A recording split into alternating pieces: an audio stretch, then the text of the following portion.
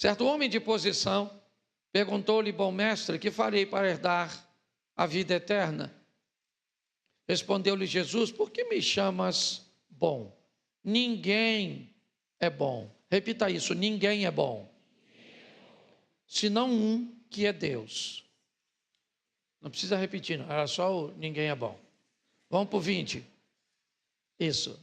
Sabes os mandamentos? Não adulterarás, não matarás, não furtarás, não dirás falso testemunho, honra o teu pai e a tua mãe.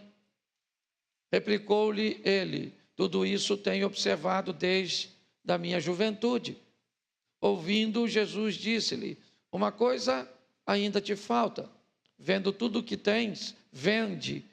que tens, dá aos pobres, terá um tesouro nos céus. Depois vem e segue-me. Mas ouvindo ele estas palavras, ficou muito triste, porque era riquíssimo. E Jesus, vendo assim triste, disse: quão dificilmente entrarão no reino de Deus os que têm riquezas.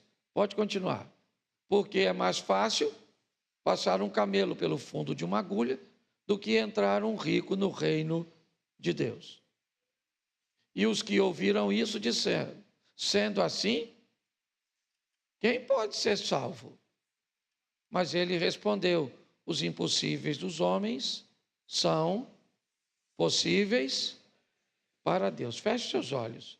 Senhor nosso Deus e Pai, em nome de Jesus, eis aqui a tua palavra. Continua falando conosco, usa-me como um canal de bênção, em nome de Jesus. Amém. Glória a Deus. Amém. O próximo texto que eu vou usar é Lucas 19. Tá certo? O que há em comum os dois textos são as duas coisas mais importantes que normalmente as pessoas procuram nessa terra: dinheiro e salvação. As duas histórias vão tratar ou vai tratar diretamente desses dois assuntos. Nós vamos ver a história de dois indivíduos que são ricos e nós vamos ver o problema que a primeira história começa a causar na mente daqueles que vão continuar seguir a Jesus. Porque o indivíduo que não gostou da exposição feita por Jesus nos versículos do verso 18, virou as costas e foi embora.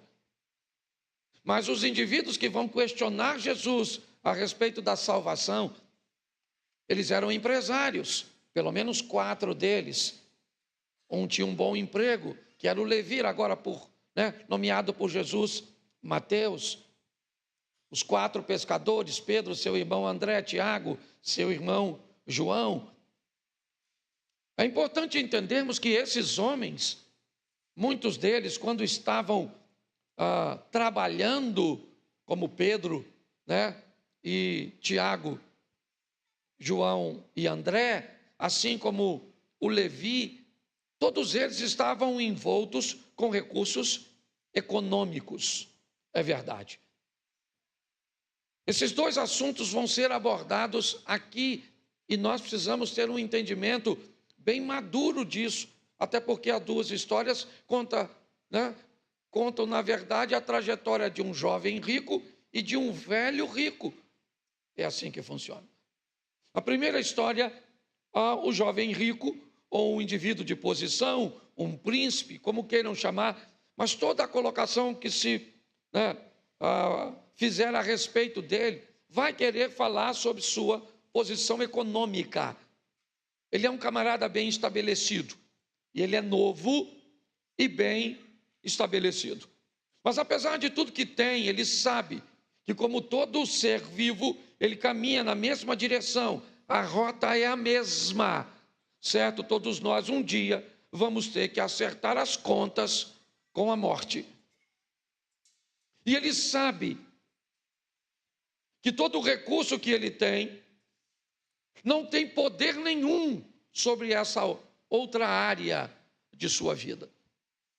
Ele sabe que ninguém que o ama vai com ele. Que o dinheiro que ele tem, que pode comprar ouro, comida, casa, roupas, não vai servir de nada para ele. Então ele quer informações a respeito da salvação. Ele quer saber. Ele procura Jesus. Ele diz: bom mestre, que farei eu para herdar a vida eterna?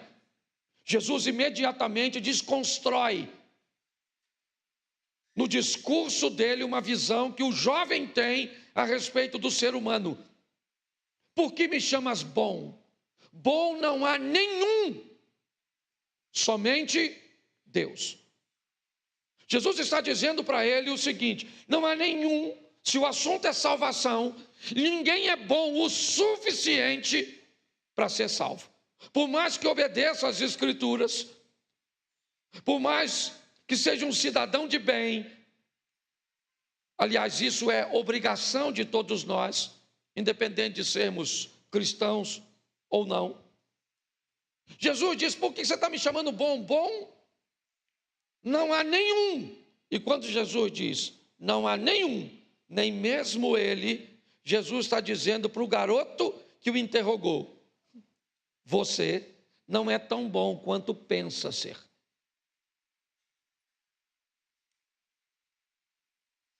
E Jesus pergunta a ele: você conhece as Escrituras? Ele diz: conheço. Os mandamentos: não roubarás, não matarás, não dirás falso testemunho, honrará teu pai e a tua mãe. Ele diz: conheço e observo, busco cumprir desde a minha infância, porque ele é novo. Jesus disse: mas ainda te falta uma coisa. Uma coisa. Pega tudo o que você tem, vende. Até aí não está ruim. Depois de vender, pega e dá para os pobres. Aí ficou ruim. Depois você, quando não tiver nada, vem atrás de mim e me segue. Bom, preste atenção. Jesus vai dizer duas coisas para ele. Primeiro, se você quer ser salvo, vem a mim, porque quem vai te salvar sou eu. Por isso, depois que você não tiver dinheiro, vem até a mim. Mas Jesus está dizendo: o problema, garoto, é que você não tem dinheiro, é o dinheiro que tem você. Porque o problema nunca foi o dinheiro. Nunca. E nós vamos ver isso quando chegarmos em Lucas 19.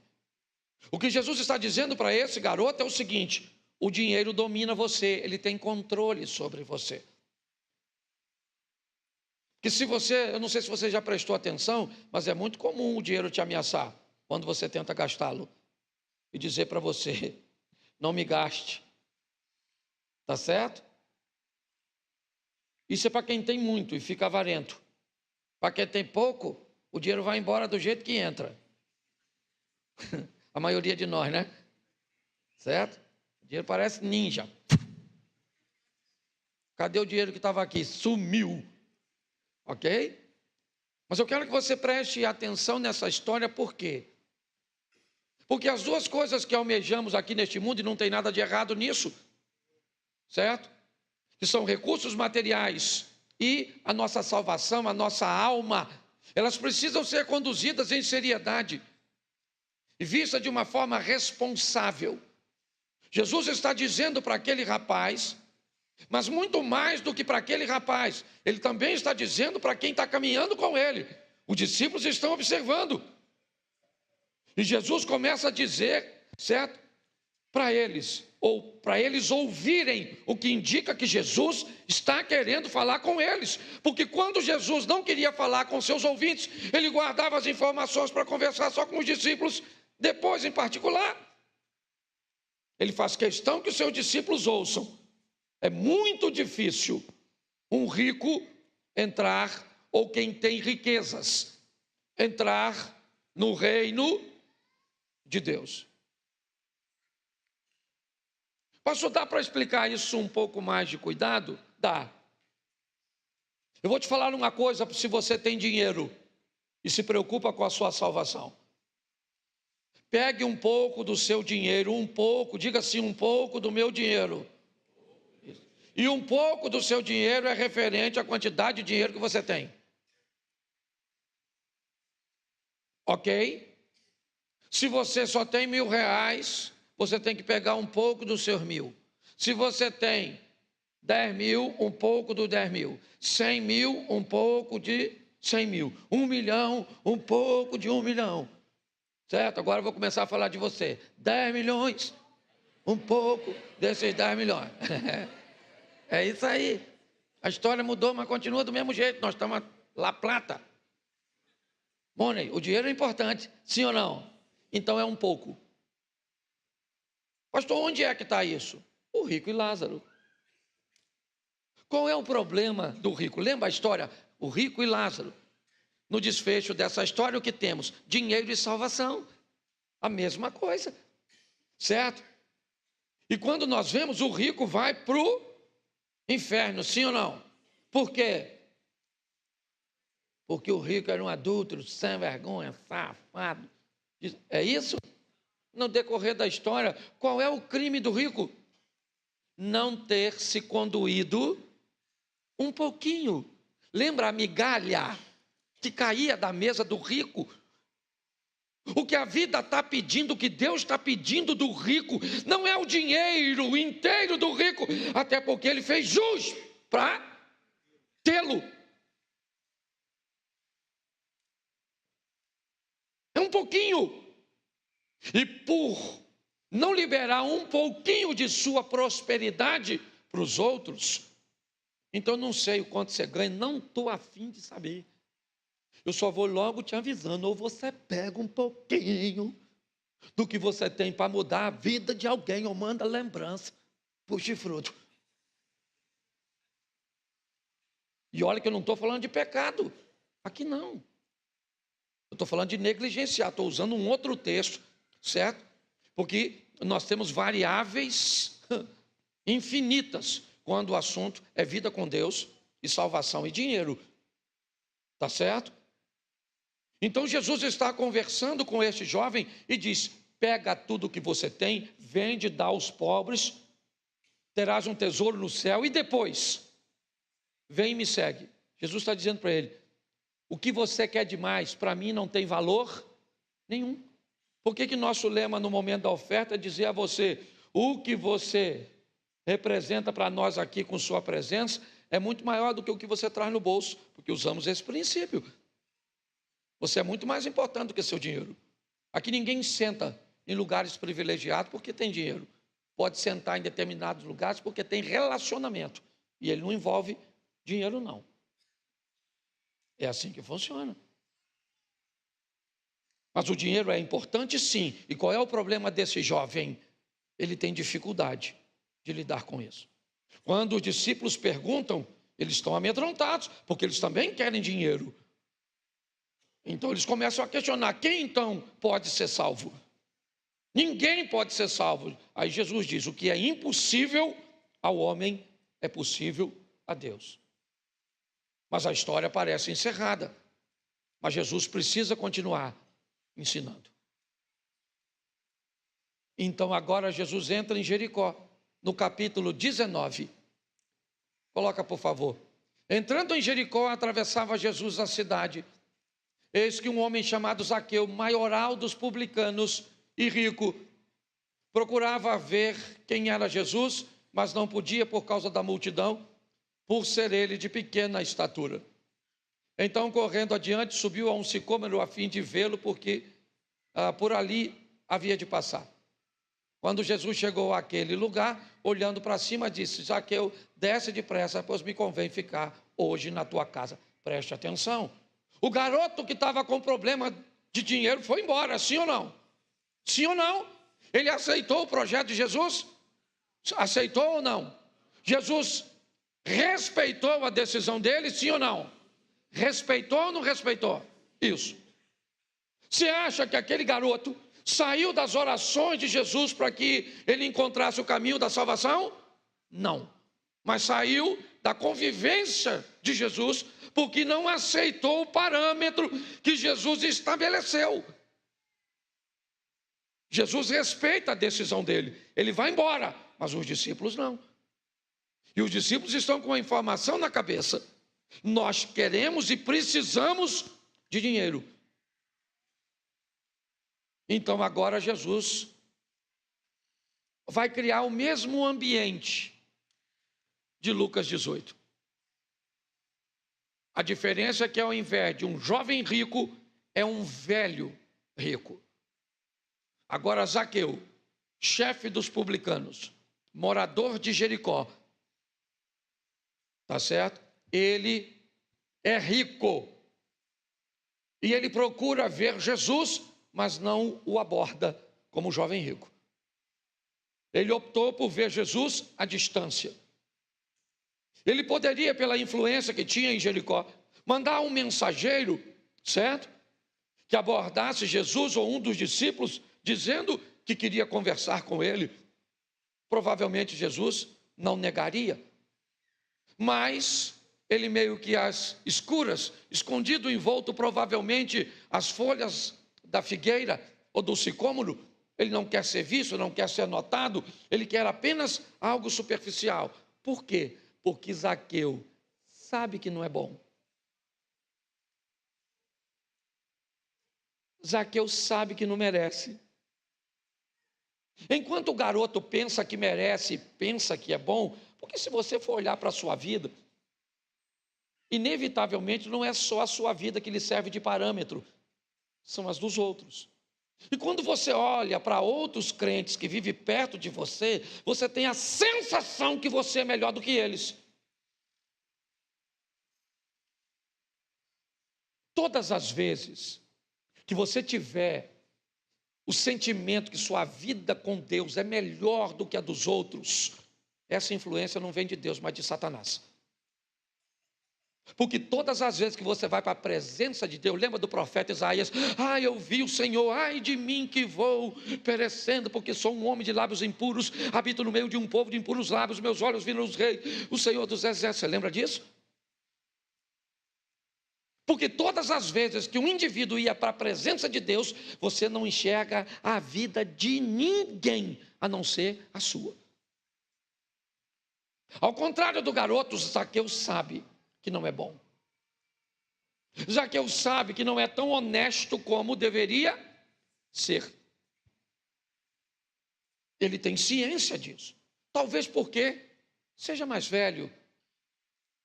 Talvez porque seja mais maduro. É isso.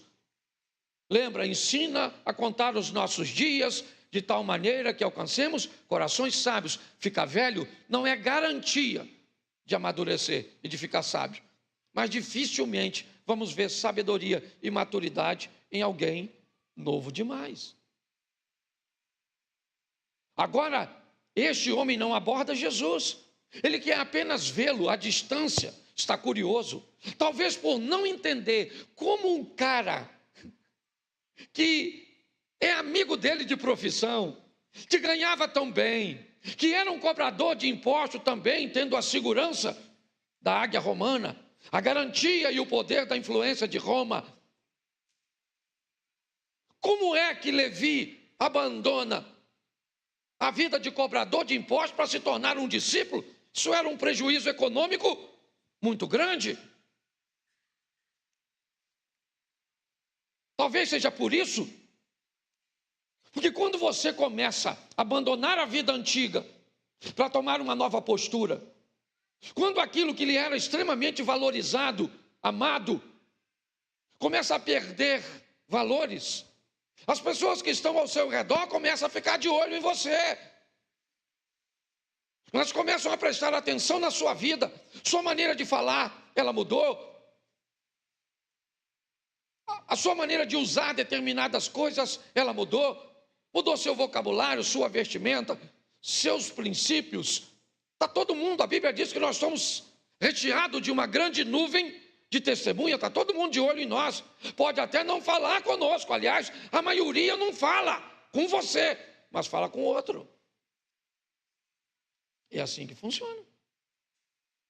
E por isso, ele não vai até Jesus. Mas Jesus não vai perder a oportunidade de dizer aos seus discípulos que não tem problema nenhum em ter dinheiro. Então não pode deixar os discípulos apenas com o exemplo do jovem rico. Jesus vai usar a dinâmica do velho rico para ensinar os discípulos e a nós também. Então, quando Jesus está passando perto do sicômoro, provavelmente Zaqueu não é observado por ninguém. Ninguém está notando ele. Mas Jesus para, olha para a árvore e diz: Zaqueu, desce depressa, porque hoje me convém. Jesus está dizendo: a decisão é minha de ir até você, e não sua de vir até a mim. A decisão é minha. Hoje me convém ir até a sua casa. Eu vou com você. Zaqueu não pediu para Jesus ir. Por quê? Porque ele não acreditaria que Jesus aceitaria seu convite. Por quê? Porque ele não acreditava que merecia. Porque Zaqueu sabia quem ele era. É lógico, gente, que na igreja nós temos níveis de relacionamento com Deus diferentes. Nós temos pessoas que estão à frente de nós em algumas áreas. Tem gente que conhece mais a Bíblia do que você. Tem gente que ora mais do que você. Tem gente que tem dons que você não tem. Mas isso não coloca nenhum de nós à frente do outro. Isso é a maior besteira que você pode pensar, que porque canta você é melhor que alguém, que porque você ensina, você prega, porque você está por trás de uma câmera, porque isso é besteira. Isso é coisa de garoto, sabe? Que pensa que o que faz aqui dá para levar para o outro lado. Isso tudo vai ficar aqui. Jesus vai para a casa do Zaqueu. E quando ele vai para a casa do Zaqueu, o dinheiro novamente tem problema. Dinheiro e pecado. Os discípulos estão confusos, porque seu mestre, certo? Está entrando na casa de um homem pecador. Qual é a diferença de Zaqueu para os fariseus? É que os fariseus não achavam que tinham pecado.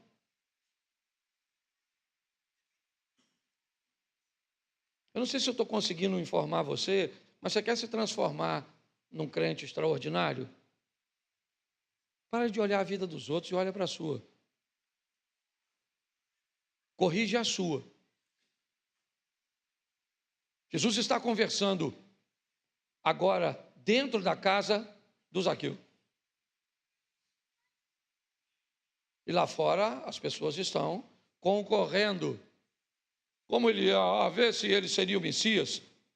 Ver se ele seria. Isso é mestre onde, rapaz? Que mestre é esse que não guarda a sua reputação comendo na casa de pecador? Deveria estar na minha casa, que sou o chefe da sinagoga. Deveria andar comigo, que conheço de Bíblia, que oro todo dia. E quem é que vai salvar os outros?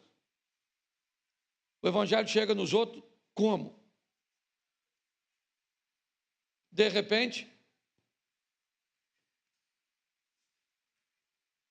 o Zaqueu levanta e diz: ó, Jesus, hoje eu dou metade dos meus bens aos pobres. Opa! O cara já começou a entender, certo? O quão importante, porque ele poderia dizer: eu aceito o Senhor, eu te recebo, mas não era só isso. Porque quanto mais rápido você descobrir a bênção de ajudar outras pessoas, e não é ajudar com seus recursos, eu tenho falado isso direto. Pare de achar que ajuda é só dinheiro. Tem gente que só quer atenção, tem gente que só quer uma oração, tem gente que só quer um abraço, tem gente que só quer ser notada, gente. Pegue um pouco dos seus recursos e dê para essas pessoas. Está lá o bom samaritano, é isso. Está lá o rico e Lázaro, é isso. Nós estamos recheados de informações, onde a Bíblia está tentando falar conosco. Pegue um pouco do que é seu, um pouco do que você tem, um pouco do que é valioso. Você quer algo mais valioso do que tempo?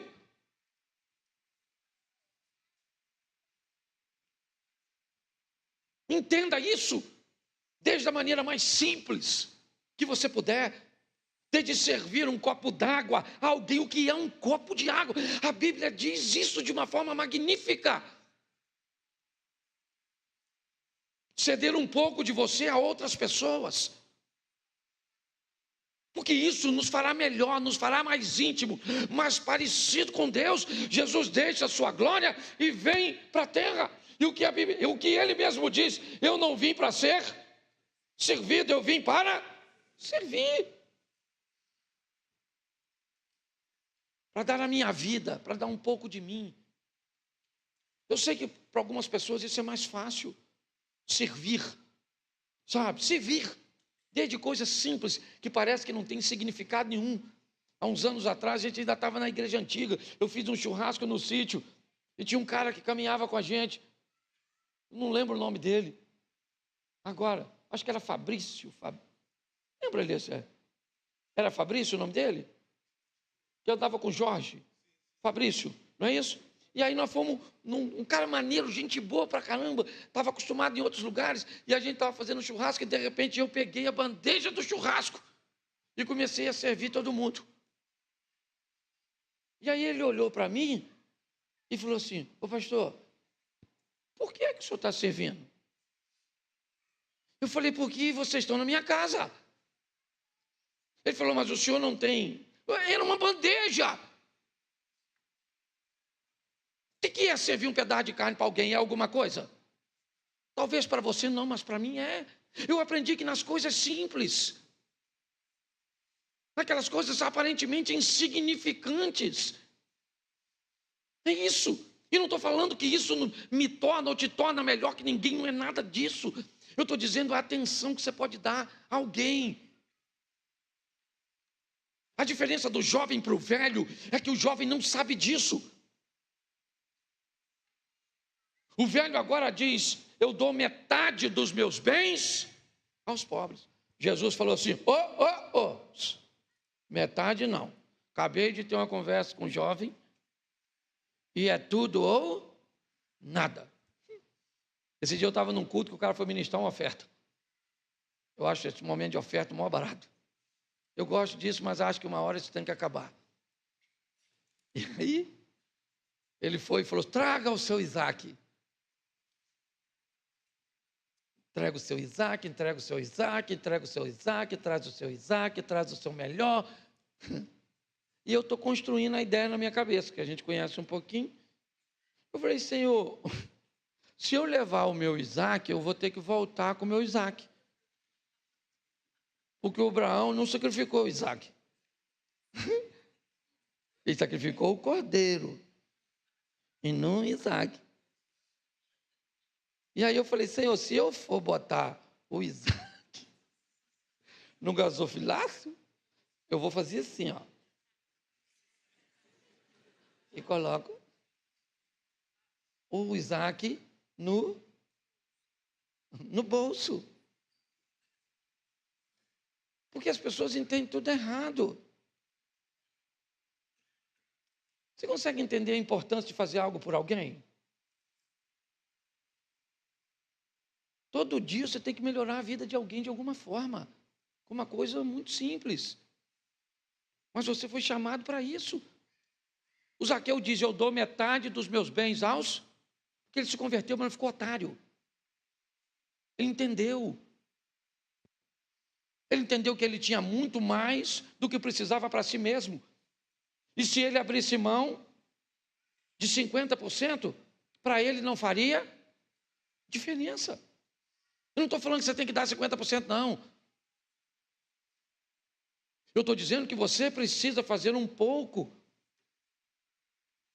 para as outras pessoas.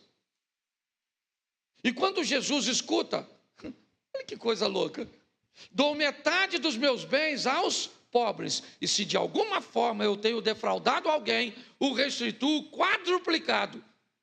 O que é que o Jesus disse dentro da casa do Zaqueu? Hoje, salvação chegou a esta. Mas o assunto naquela casa era o quê mesmo?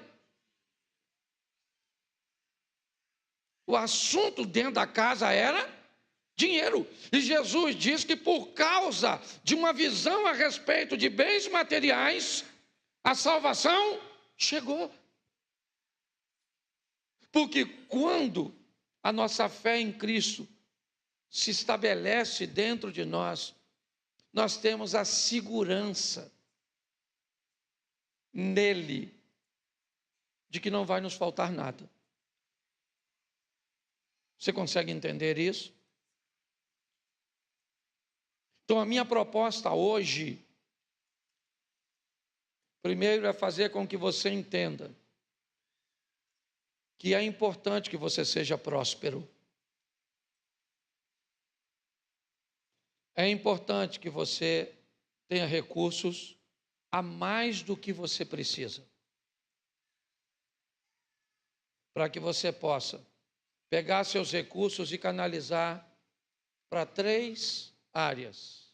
Uma é o que a Bíblia chama de pão, é a maior parte, ela é sua. Outra, o que a Bíblia chama de semente, é aquela que você coloca para que a palavra de Deus, certo, seja ou continue sendo semeada. E terceiro, é a generosidade. É aquilo que você envia para alguém que não tem recursos. É assim que funciona. Então, é importante que você ganhe dinheiro. Por quê? Porque a Bíblia diz que o dinheiro responde por tudo. É importante você entender direito que adianta o homem ganhar o mundo inteiro e perder a sua. O que esse versículo quer dizer? Ganhe dinheiro e perca a alma. Ganhe a alma e não tenha dinheiro. É isso? Não. O que a Bíblia está querendo dizer é ganhe dinheiro sem perder. É a história do Zaqueu. E o que ele está fazendo? Ensinando os seus discípulos. Fazendo com que eles entendam a importância do dinheiro, de ser bem-sucedido, de ser um empresário, certo? De ser um funcionário, de buscar uma ascensão, de ter mais dinheiro do que você precisa, para que você possa agir de forma generosa. Pastor, hoje eu não estou nessa categoria, então se você não pode ofertar aos outros recursos materiais, oferte emocionais. Atenção, cuidado, carinho, visita, vá a um hospital, certo? Vá a um sanatório, vá a uma casa de repouso, vá num ambiente, certo? Dedique um pouco de você num voluntariado. Por quê? Porque é assim que funciona. Isso foi o que Deus colocou no meu coração para compartilhar com vocês hoje. Porque fazendo assim, nós vamos nos tornar mais parecidos com Jesus. Que a maturidade possa chegar na nossa vida e você possa entender. Porque não faz sentido, sabe? Não faz sentido. Eu termino aqui, estou fazendo uma escala no aeroporto de Campinas e tem uma escada rolante lá que é um pouquinho mais alta, aquela que vem da área de convivência de cima para aquela de baixo, aquela praça de alimentação. Ela é até nova, aquela escada rolante. E eu estou vendo uma mocinha, devia ter, sei lá, não tinha 25 anos, devia estar entre 20 e 25. Ela parou assim, ó, e a escada aqui, ó. E ela fazia assim, ó. E ela não conseguia ir na escada. E eu estou lá embaixo olhando. E eu estou vendo, e ela parou. Aí a primeira pessoa deu um jeitinho de passar por ela. e desceu, a segunda também. Aí o restante das pessoas já começaram a olhar para ela, e ela já começou a chamar a atenção meio que da multidão, e passou umas 10 pessoas por ela. Ela só queria descer. A menina estava com medo da escada rolante. Eu estava lá embaixo. Eu achei que se eu tentasse ajudá-la não ia dar tempo, porque enquanto eu tentasse subir, alguém, pois as pessoas passaram, que eu levei alguns segundos para gerenciar essa informação na minha cabeça. Aí eu falei para um rapaz que estava do lado, falei, dá uma olhada na minha mala, por favor. O pessoal de baixo olhando. E ela estava tão assustada, coitadinha, com a escada rolante, que ela não foi nem capaz de notar que ela virou a atenção do ambiente. Eu entrei na escada rolante, subi, virei, falei com ela, segura na minha mão que eu vou descer com você. Aí ela me olhou, eu falei, segura na minha mão, eu vou te ajudar a descer. Aí ela, não muito confortável, veio, eu falei, vamos ficar aqui na posição. Aí começou a gerar uma filazinha atrás. Falei, quando você levar o pé para frente, eu levo o meu e segura na minha mão e nós vamos. E aí ela entrou meio naquele primeiro degrau cambaleando. Segurou ali, segurou na minha mão. Eu fui descendo com ela.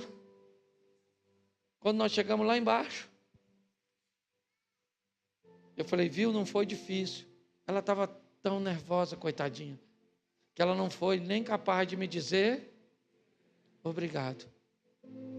Mas o mais estranho foi olhar para as pessoas e ver que muitas delas não entenderam o que eu estava fazendo.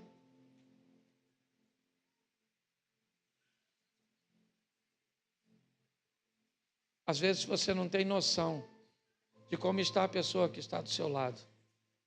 Como ela entrou aqui, o quanto de tristeza, de angústia essa pessoa carrega.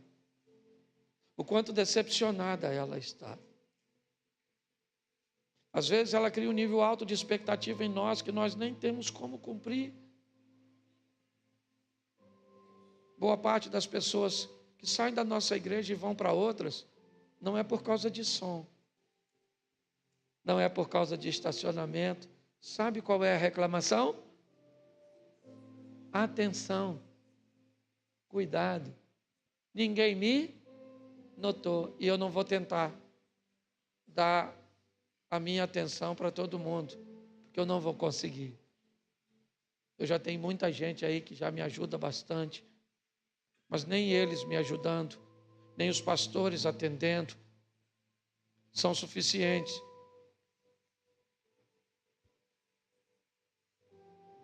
Ah, pastor, o senhor deveria treinar pessoas para treinar gente para dar um abraço? Vamos montar aí um treinamento do abraço. Treinar gente para dar um sorriso. Eu preciso treinar alguém para você olhar quando alguém está chorando e ir lá dar um abraço nessa pessoa. Não estou entendendo. É isso mesmo?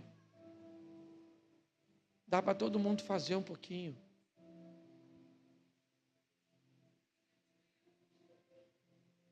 Valores econômicos são importantes? São. Está aí. Eles estão na maioria das passagens bíblicas.